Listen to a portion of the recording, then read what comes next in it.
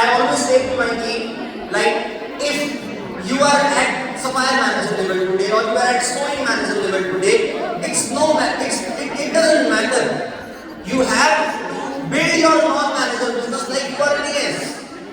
Take a target of doing every month a new manager, every month 100, 100, 120 non-managers CC. That's what pushes us.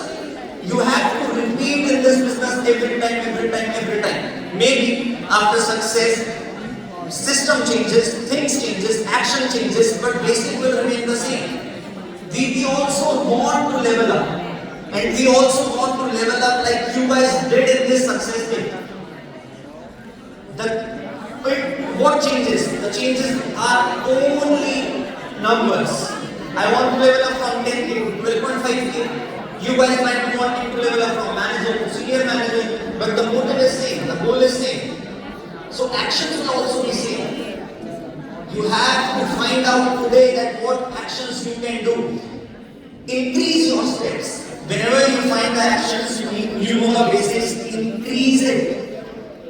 Your focus should be on always finding the scope of improvisation. Whenever you find a scope of improvisation, try for it. Like, I give this example to my team.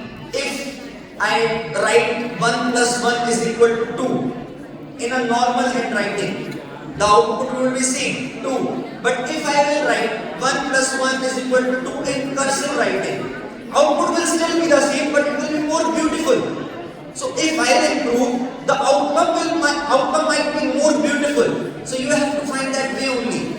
You have to see the scope of improvisation. That will help you in this business.